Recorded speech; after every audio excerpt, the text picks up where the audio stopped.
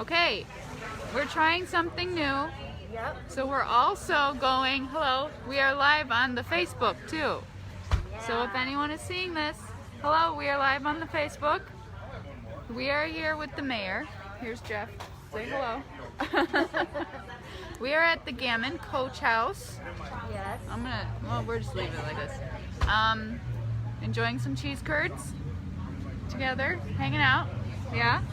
Yep. And I don't know how Facebook works. So we're gonna hang out with the mayor for about a half hour. Let's see. I think your mom is on. I mean, your mother-in-law. Hello. I think we're okay. I'm finally back on. Okay, here we go. Do you want to start, Misty? Yeah. Let's see. So one of the things that I wanted to talk about was one of the things that I wanted to talk about was a concerning issue that the mayor had brought up was like a spike in the 911 calls and how like the additional source of support that's being provided to Batavia, because you said there's an extra ambulance. Yeah, I serve the ambulance board, which is made up of city officials from Geneva, St. Charles, and Batavia. And so we run this as a one-town ambulance service for all three towns. So the way it's currently constituted, we have two ambulances based in St. Charles. There are fire stations on both the east and west sides. We used to, until recently, we had one ambulance in Geneva at their east side station, but we've just opened up a second ambulance now in the Geneva west side station. And we have two ambulances in Batavia, one on the east side and one on the west side. So that's the way this whole thing works.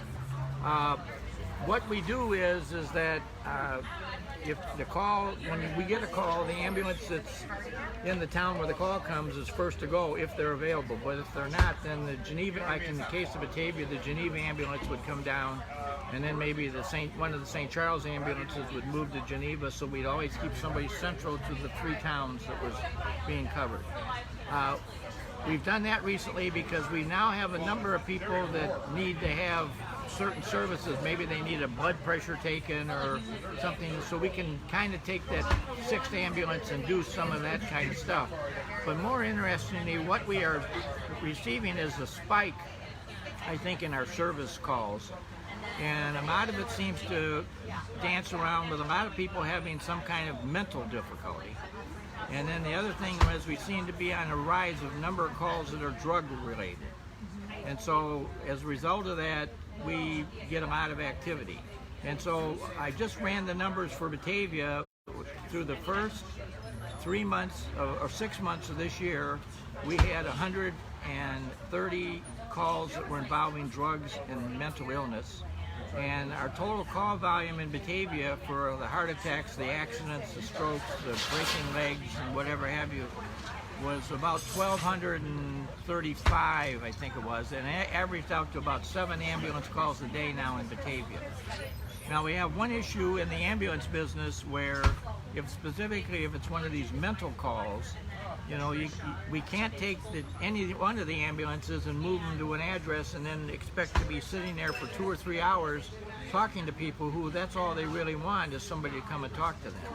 So we've entered into an agreement with the Association for Individual Development, which is a mental health organization based in Aurora.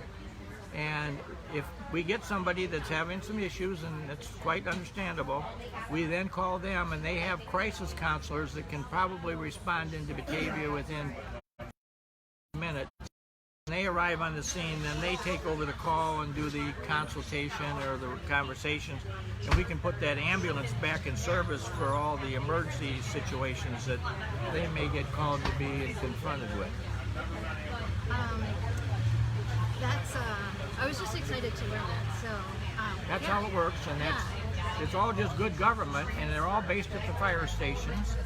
And everybody that comes on an ambulance is a trained, certified, licensed paramedic, and we've got, I believe, 36 or 37 now that work in our contract for us to do this. And so there's at least with 6 ambulances, 12 on duty during the daytime now, because there's 4 in each town. Got it. 2 in each ambulance. Got it. So we're gonna interrupt this conversation. You guys want to meet the owner of Gammon Coach House? He's coming around. We have a special guest here. Here's the owner of the Gammon Coach House. Hi guys, how are we doing today? We're on Instagram and Facebook. Perfect. I love it. You're a celebrity. You know, it's one of those perfect summer days where you get a little bit of rain to cool things off, but you've got this big awning here to be able to shield you from that little bit of rain, and you can relax. You've got a famous personality here to talk to. I mean, this is awesome. Oh, but you got a restaurant with great food that's been on Chicago's Best and everything else. So you are a shining star in the industry of Batavia for, You know what? for restaurants. I'm just a guy that wants to have a little place that it's all about comfort food and it's all about the community. Right. You know, as I've told you many times, when we first opened this, everybody's going, well, you're off of Main Street. Nobody can see you. What's going on? Well, you know what? The neighbors find us. That's all I care Word about. spreads. My neighbors. When you got a good product, it spreads in a town like this. So. For sure. Absolutely. You know, and for us, you know, we've got regulars, we know everybody. You know, it's a great community to be in. So we're pretty happy with it. Now, I think I heard there might be a special coming up. A special? Like on Tuesdays? On Tuesdays? Yeah. Yeah, we're working on a few things. Okay. You know, I mean, we're, There's some surprises happening here. you know, what we're going to do is try to surprise things. We're looking at maybe doing a seafood boil out Whoa. there. You guys hear that? We're, A seafood boil. we're working with the city to see if we can't take this grassy area and make it a nice patio like this is, Nice. so that, you know, we can accommodate more people. You know, when it comes time for all of this stuff, it's great cooperation between the landlord, the city, ourselves, to try to survive this. I mean, if everybody maintains a positive attitude, we're going to get through this. This is something that I've never experienced before, but nobody else has either. And so we have to look positive. We have to try to do things within the community and for the community. So we're looking at some things to try to help the shops down here.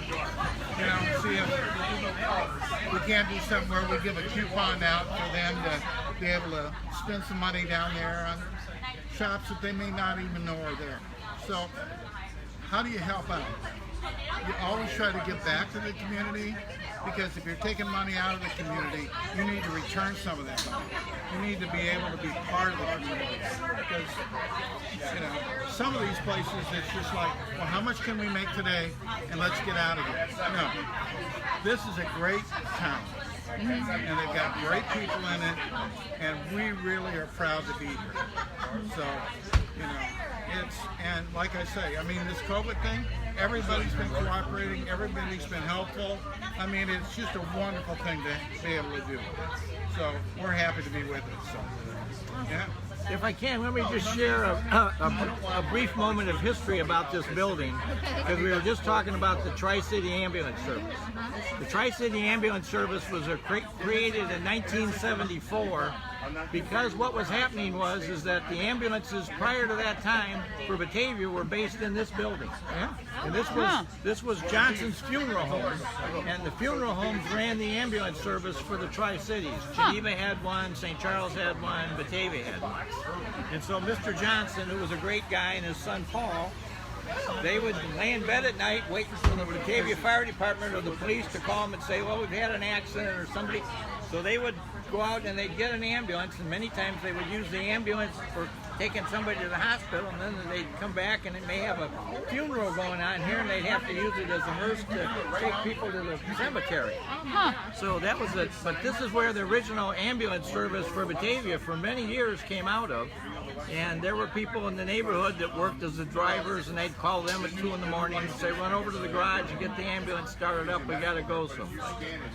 And you know, we've come a long way with that. I mean, for what we had at the time, it was great. The funeral home was willing to supply the ambulance.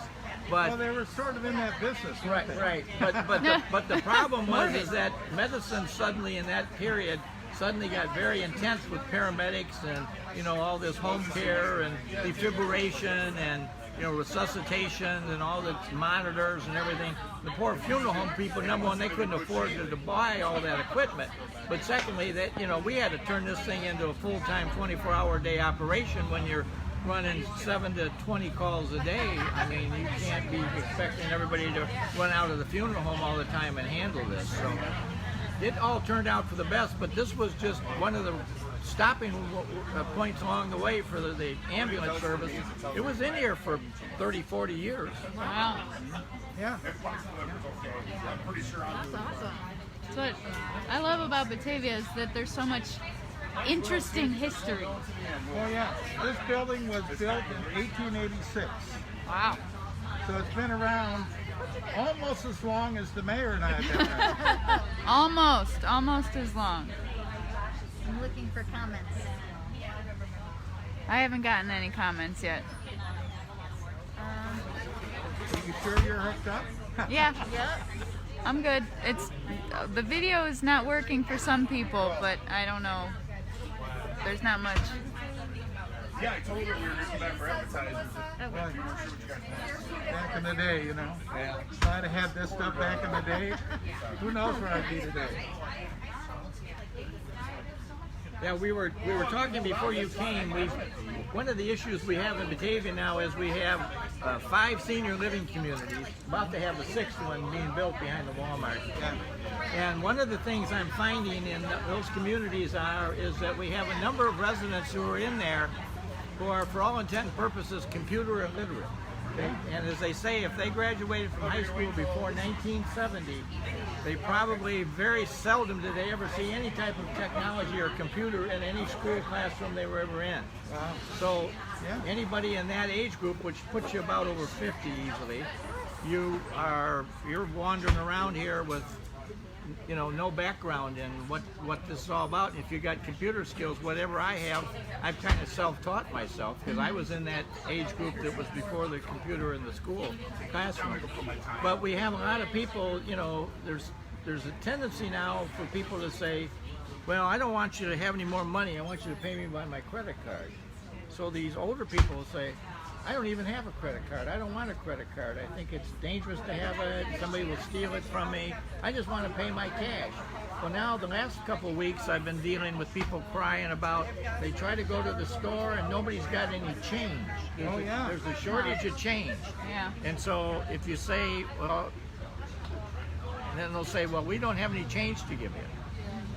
That's very challenging. So you get that type of thing. And I've just had a lot of people call and express concerns about, people say, go on and look at this website. Well, I don't know how to get to that website. And if I can get to the page, it's got 25 other things on the same page, and I don't know which one. And if I open that up, I'm liable to get myself somebody that's going to steal something from me or bilk some information out of me. So there's a whole lost generation of people that don't have the tech skill that we have to kind of figure out some ways of dealing with and adapting to some of that. I think part of that is to maybe mentor those kids by, have the kids go in and say, look, we're going to teach you today. We're going to have a little class for you guys on how to do this. Because a lot of times the fear of the computer or the fear of the COVID and everything are all about the unknown. We don't know what's going to happen. Or what happens if I do this? And it's just being able to make people understand what is going on, and that's all about communication and reaching out to people, and so it's all solvable. Right. When the library was open, we did one-on-one sessions. I do them, and pretty much all of them involve people in their 70s, 80s, teaching That's them the age group. how to use their phone or their iPad. But even like if they want books, they're like, what's Amazon? And then they teach them Amazon, but then they get nervous because they can only pay by credit card. So I'm like, great. Well, they either don't have one or they're freaked out by the security issues. Yeah. So then they don't even go there, which is unfortunate. Yeah. So, but the idea of the high schoolers coming in, Yeah. they need to do service hours. Correct. And you know they're doing something wrong. You just know that already. It's a matter of catching them and making them do the community service. So, how was everything? Food? Everything good? That was good. Perfect. We had delicious cheese curds. They're almost gone.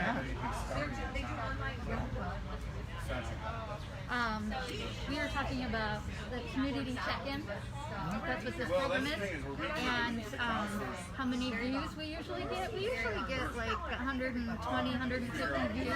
Yep. So when we were talking about this shop we did a tour of those new boardwalk shops. Okay. And that was like 150 views. Yeah. So, and we're gonna go check out, I think, the Salt Cave, and so, I mean, if there's something down there that you want us to go check out, we can do that, you know, live. Sure. Next week we're going, we're getting a private tour. Yeah. Should we Private plug? tour of the windmill. Next week we're going to the Fabian Windmill. If you want to go on a private tour with us, tune in. You know, that's great because every year except for this year, we do a thing we call Bike Stupid, where we do the bikes start out in St. Charles, and they go to Geneva, and then they come here. And then they come over here, and then they go to the windmill for a huge picture. And it raises money for pediatric brain cancer research. And we do that every year, but unfortunately this year, because of COVID. the situation, we weren't able to do it. But it'll be very interesting to add that next year to where I can say to people, okay, you go over there for the picture, and then if you'd like a tour of the windmill, we can raise money for, you know, whatever, to be able to take people through for a tour. So that would be a great idea. Yeah, they're in the process of like getting it ready to open. So, and the Japanese garden, so I'm hoping we can get a tour there too. Oh, that'd be, I keep wanting to go over there, and I keep driving right by. It's not open yet. They'll open but soon. we have an in, so. So we'll get a private tour, hopefully. Well, if I show up with, you know, with my camera and everything and say, hey, you know what, I'm with the Batavia Public Library. You could be I'm with supposed us. to go on my own private tour here. It's You think fine. that'll work? You can come with us. I'm sure that would be fine.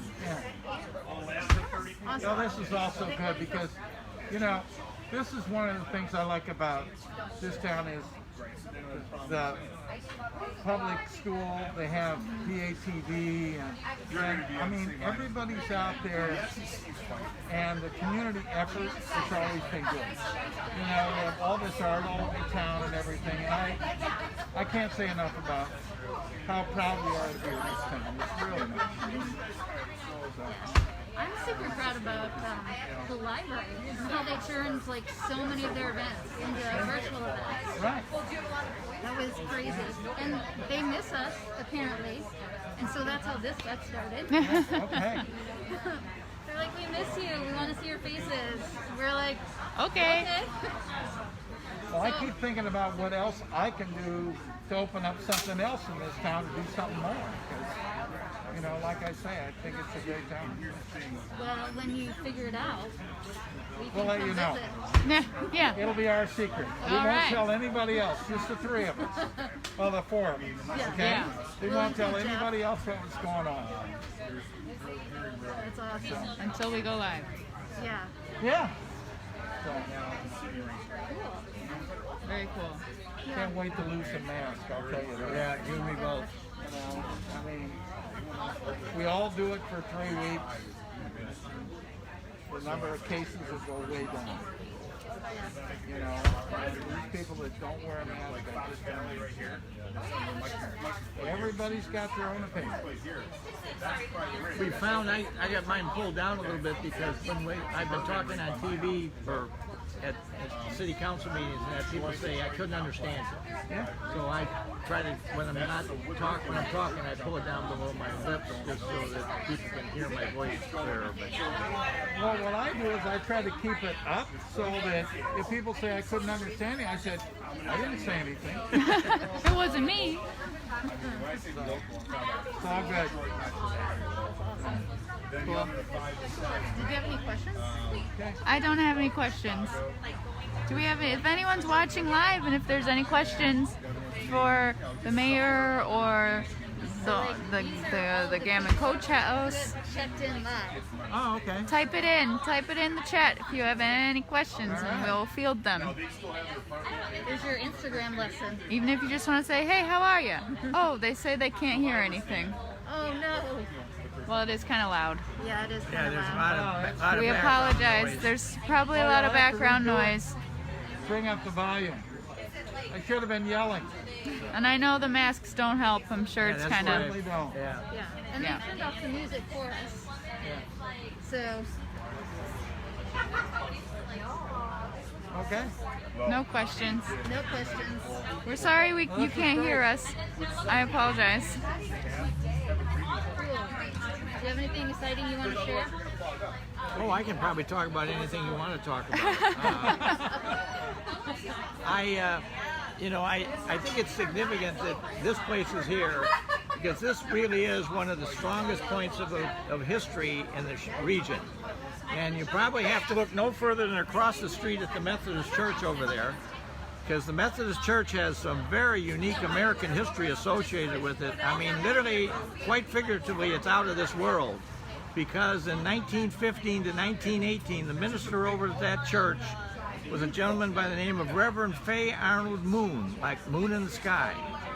And Reverend Moon was here for 3 years, and he had a daughter, Marion, and World War I broke out while he was here. So he decided he was going to take his ministry and join the U.S. Army as a military chaplain, which he did. So in 1918, the Moons left Batavia and were never to return.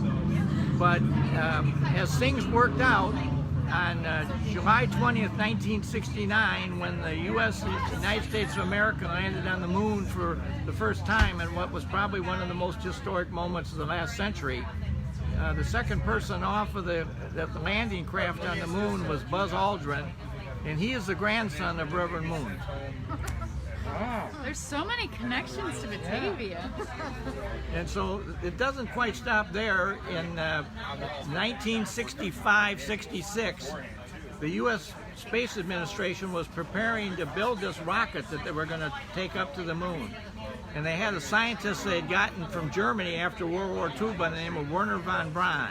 And Wernher von Braun is really, I think, gets a lot of the credit for figuring out how we got to the moon and how we got the guys back safely.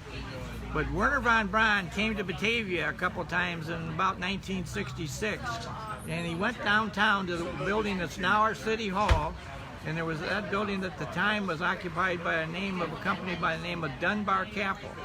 And Dunbar Capital had a aerospace division. It was small, but it was in that building where the City Hall is. And where the council chambers was kind of so they tell me, was kind of a research laboratory. So Wernher von Braun came in there, and in that room, they manufactured the fuel lines that were used in the rocket that landed on the moon in '69, were made in our city council How chamber. about that? See? So we not only had the ancestry of somebody who landed on the moon, had a Batavia connection, but we also had some of the apparatus that got the rocket to the moon was a key component that got them there and got them back that was made in the city council chambers of Batavia. So when the 3 astronauts came back, they hired an author, professional writer, to interview them all, and they wrote a book called First on the Moon.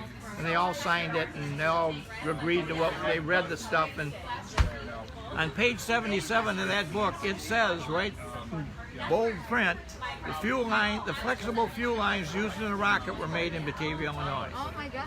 Famous. There you go. That's awesome. No pressure to Batavia residents. Yeah.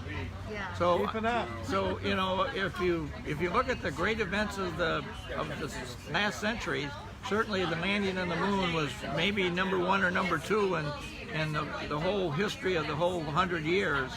And you know, we have a role that I joke with some of my fellow peers, other mayors in the area. They don't have that kind of thing they can brag about. Well, and you were telling me about the railroad. Yeah, well, the railroads originally came to Batavia in the 1850s because right down the street, across the street from the West Side Cemetery, today it's the Goslin residence, but it's a house sits back and behind the bushes there, right across the road in 1853 by a judge by the name of Lockwood. He resigned from the Illinois Supreme Court he got the job to cite all the railroad right-of-ways in the northern part of the state of Illinois. So one of the things Judge Lockwood wanted was to have the ability that when he got up in the morning, he could go down to the bottom of the hill from his house, which would be right the bike trail down there where the quarry is, railroad train and pick him up, and then he could go about going out to Rockford or Freeport or Moline or whatever, negotiating railroad right-of-ways. And so the bike trail network in Batavia really is a thing because that was where two things happened there. Number one, Lockwood used it to go over and do a lot of interesting things. But in 1871, we burned down the city of Chicago in the big Great Chicago Fire. So immediately after the Great Chicago Fire, there was a big movement to rebuild the city of Chicago in what was described as non-combustible materials. And so what were they? Well, a lot of it was the flag limestone that was available in the Batavia quarries. So they said, well, gee, we got this big quarry right down here next to where Lockwood built the railroad. We can just start mining that and loading it on the railroad cars and taking it to Chicago. So that's when the quarry really kicked in, and they mined all that out of there and got down deeper and deeper in the ground to eventually they hit non-occurring water or non-regulated water springs in the ground, and it flooded the whole base of the thing, so it kind of put them out of business. But and then it became the old swimming hole, and eventually the government took it over and modernized it and put in bathhouses and whatever. So that's really one of the more historic landmarks in the region, the quarry in Batavia, because of the story how it's ended. And then to have the railroad track that moved all that stone out of there was in the early 1980s, thanks to the efforts of former County Board Chairman Phil Elstrom from Batavia. He bought all that right away and turned it into bike trails. And so that's how, we've kind of double used different things and whatever, but Batavia really has had some phenomenal things occur here from a historical perspective. Oh my God, I am like so much more in love with Batavia. I don't think I'll ever move. Oh no. I grew up in Batavia, so we're hoping the kids are old enough to be in school because the school systems are so good. So that's a very common comment that I get from people. I moved to Batavia because of the quality and the perceptions of the school system and the record of success they had in test scores and college admissions and just extracurricular, and the basic education is top notch. And so we have a lot to pound our chest and brag about in Batavia when it comes to the school system. And I did a tour of the new high school for my 10-year high school reunion. Oh boy. And it's amazing. Yeah, that's what $80 million will do for you. Yeah, it's amazing. So we don't have to take second seat to anybody as far as the quality of our facilities. No. I want my kids to experience that. Yeah, there's a lot of people, that's their wish to get their kids into the... It's starting to come down. Starting to pour. You did. Yeah, I think it's your 7 o'clock time frame. I know, I think it's time. I'm so sorry. You guys are walking the sidewalk. That's okay. And I know it just got really loud because it's raining. There are a lot of people here. So we just want to say thank you. Good job. Thank you. Yeah. We appreciate Thank you. All right. We'll see you next week. We're going to the Fabian Windmill, so tune in again. Okay. Bye.